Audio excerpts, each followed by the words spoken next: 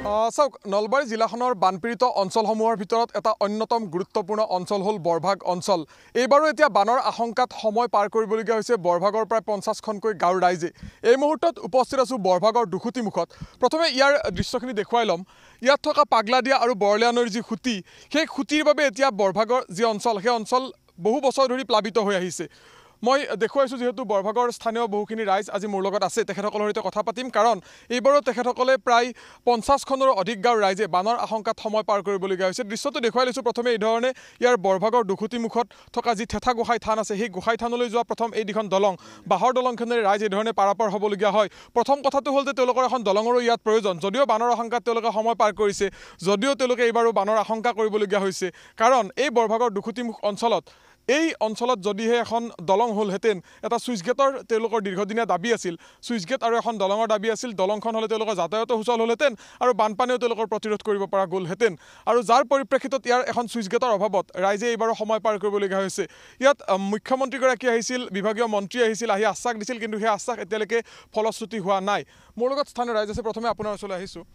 প্ৰায় 50খনকৈ গাঁৱৰ ৰাইজ এতিয়া বানৰ আশংকাত এইবাৰ সময় পাৰ কৰিবলগীয়া হৈছে। এই অঞ্চলটোৰে আপোনালোকৰ পানী সোমায় আৰু ইয়াত প্ৰায় বহুখিনি গাঁও প্লাবিত কৰে। এইবাৰ কি ধৰণে আপোনালোকৰ আশংকা হৈছে? আশংকা মানে আমাৰ মেইন কথা চুইচ গেটটো হোৱাৰ কথা আছিলে, যিটো হোৱাই নাই। আপোনালোকে দেখিছে য'ত কোনে এই খুঁটিগিলা বহাই থৈছে, একো হোৱা নাই। এইটো দিয়াত বৰ্তমান যি বাঁহৰ দলং আছে, মানুহ বিৰাট মানে অসুবিধা, মানে কেতিয়া কি হয় কোনো ক'ব নোৱাৰে। মানে বানৰ ভয়াৱহ ৰূপ লৈ ইয়াত প্ৰথম কথাটো হ'ল যে চুইচ গেট এখনৰ কাম আজি কেইবাবছৰ পূৰ্বে ইয়াত আৰম্ভ হৈছিল, কিন্তু ৰহস্যজনক কাৰণত সেই চুইচ গেটৰ কাম বন্ধ হৈ ৰ'ল। সেইটো নাজানো কি কাৰণে বন্ধ হ'ল, কিন্তু শুনিব পৰা হৈছে কাম চলি থকা বুলি শুনি পাইছোঁ, কাম চলা নাই। নহয়, ইয়াত পষ্ট পোতা হৈছিল, দেখুৱাইছোঁ মই অকণমান সতীৰ্থ পৰাকৈ দেখুৱাব, জুম কৰি যদি সম্ভৱ হয়। ইয়াত এখন চুইচ গেট নিৰ্মাণৰ বাবে কাম বহু বছৰ পূৰ্বে আৰম্ভ হৈছিল, কিন্তু সেই কাম ৰহস্যজনক কাৰণত আধাতে বন্ধ হৈ ৰ'ল। আৰু তাৰপিছত ইয়াত চুইচ গেটৰ যিটো দাবী, স্থানীয় ৰাইজে কৰা দাবী, সেই দাবী কিন্তু আজিও দাবী হৈ ৰ'ল। ইয়াত বিভাগীয় মন্ত্ৰী পীযুষ হাজৰিকা আহিছিল, মুখ্যমন্ত্ৰীগৰাকীও অহা বুলি ৰাইজে ইতিমধ্যে উল্লেখ কৰিছে। তাৰপিছতো কিন্তু ইয়াত কোনো ধৰণৰ কাম আৰম্ভ নহ'ল, আৰু যাৰ পৰিপ্ৰেক্ষিতত প্ৰতি বছৰে বৰভাগৰ বৃহত্তৰ অঞ্চলৰ ৰাইজে বানে জুৰুলা কৰিবলগীয়া এটা পৰিৱেশ সৃষ্টি হ'ল। এগৰাকী বয়সস্থ ককা আছে, আপোনাৰ ওচৰলৈ আহিছোঁ। ইয়াত প্ৰতি বছৰে বানপানী হয়, কিমান অসুবিধা হয় ৰাইজৰ? এটা ৰাইজৰ বিৰাট অসুবিধা। এইটো এই দলংখন বাঁহৰ দলং ভাঙাৰ পিছত আমাৰ যাওঁতে বেগ বন্ধ হৈ গ'ল। আৰু আমি সেনেকৈ সত্ৰ দি সেনেকৈ যাব লাগিব, বৰভাগত দি গেলিব পাৰ্চেলি এই বেগে আমাৰ যাবৰ পথ নাই। আৰু গতিকে আমাক সেইকাৰণে চুইচ গেটটো লাগে, নহ'লে আমাৰ এখন ডাঙৰ ব্ৰিজ দিলে এখন ভাল হয়। এটা কি ক'ব খুৰা? তেনেকুৱাই আমাৰ এই 52খন গাঁও পানীত এতিয়া নহয়, আজি আমি জানাৰ পৰা পানীতে বুৰ যাই থাকে। ধৰি লওক বহাগৰ পৰা কাটি লৈ বুৰ যাই থাকে। যাতায়াতটো আমাৰ এইপিনেও অসুবিধা, ঠিক তেনেকুৱা সেই ৰাস্তাটো তল যাই থাকে, সেইটো ৰাস্তাটো আমাৰ অসুবিধা অহা যোৱা কৰাৰ কাৰণে। 52খন গাঁৱৰ প্ৰায় 50খনকৈ গাঁও প্ৰতি বছৰে প্লাবিত হয়। ইয়াততো আপোনালোকৰ মথাউৰি খুব কম ভাঙে। ইয়াত যিটো বাঢ়নি পানী, সেই পানীটো সোমাই গাঁওসমূহ প্লাবিত কৰে।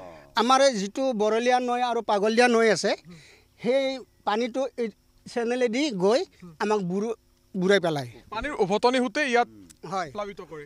হয়।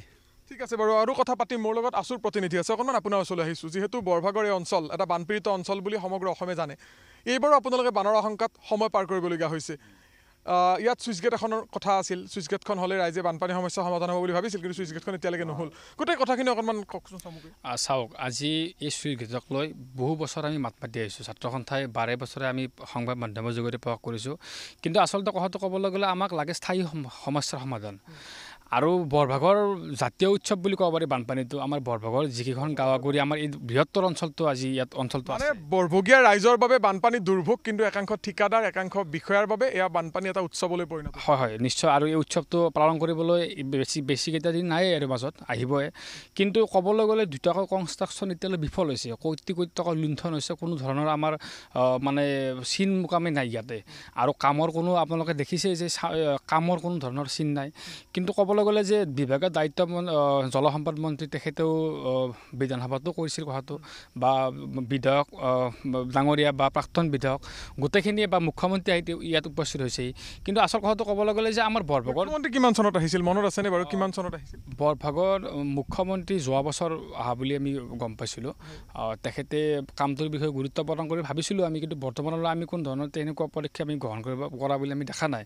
কিন্তু ক'বলৈ গ'লে যে আমাৰ এই বহুকেইখন গাঁওগুৰি যিটো অঞ্চল সেই অঞ্চলৰ ৰাইজক আমাক ৰিলিফ নালাগে আমাক প্ৰত্যেক বছৰে বানপানী আহিব আমাৰ বান সাহায্য নহয় বানৰ স্থায়ী সমাধান আমাৰ বান সাহায্য নালাগে আমাক কোনো ধৰণৰ ৰিলিফৰ প্ৰয়োজন নাই আমাৰ গোটেইখিনি আত্মনিৰ্ভৰশীল মানুহ গোটেইখিনি নিজে কাম কৰি খাব কাম কৰি চলিব গতিকে তাৰ আমাৰ কোনো প্ৰয়োজন নাই আমাৰ প্ৰয়োজন কোনটো যে আমাৰ ইয়াত ধৰি লওক যিটো স্থায়ী সমাধান লাগিব আমাৰ স্লুইচ গেটক লৈ কিমান বছৰ আমি মাত মাতি আহিছোঁ ছাত্ৰ সন্থাই প্ৰতিবাদ সংবাদ মাধ্যমৰ যোগেদি বিভিন্ন ধৰণে আমি মাত মাতি আহিছোঁ কিন্তু এই ক্ষেত্ৰত কিন্তু কোনো ধৰণৰ মানে পদক্ষেপ দেখা নাই আৰু ৰাইজেও ছাত্ৰ সন্থাই বা ইয়াৰ স্থানীয় ৰাইজে ভাবে যে ইয়াত এখন চুইচ গেট যদি দিয়া হয় তেতিয়াহ'লে বানপানীৰ সমস্যাটো বহুখিনি ৰোধ হ'ব বুলি আশা কৰে নিশ্চয় আমি আশাবাদী যে চুইচ গেটখনৰ পৰা আমি কিছু পৰিমাণে ৰক্ষা পাম যদিও আমি বানৰ কথাটো ধৰি লওক আমি ঠিক তেনেকৈ ধৰিব নোৱাৰোঁ যে কেনেকুৱা কি পৰিস্থিতিত বান আহিব পাৰে হয়তো নদীৰ বাঢ়নী পানী হ'ব পাৰে বা বৰষুণৰ পানী হ'ব পাৰে মথাউৰি ভাঙিব পাৰে কিন্তু আমাৰ যিটো আমি ভাবোঁ যে আমি এইটোৰ কাৰণে আমাৰ ধৰি লওক বানপানীৰ সমস্যাটো মানে কিছু পৰিমাণে ৰোধ পাব গতিকে এইখন দিয়াৰ পৰা আমাৰ ইমান ডাঙৰ গাঁও এখন বা অঞ্চল এটা ইমানকৈ গাঁও আগুৰি আমাৰ এটা অঞ্চল আছে গতিকে এই অঞ্চলটোৰ কাৰণে ভাবিবৰ কাৰণে চৰকাৰৰ সময় অলপ উলিয়াব লাগে আৰু ইয়াৰ কাৰণে নিশ্চয় আলোচনাত বহি তেখেতসকলে কি পদক্ষেপ গ্ৰহণ কৰে তাৰ বাবে পদক্ষেপ ল'ব লাগে যেতিয়া বৰভাগৰ বিভিন্ন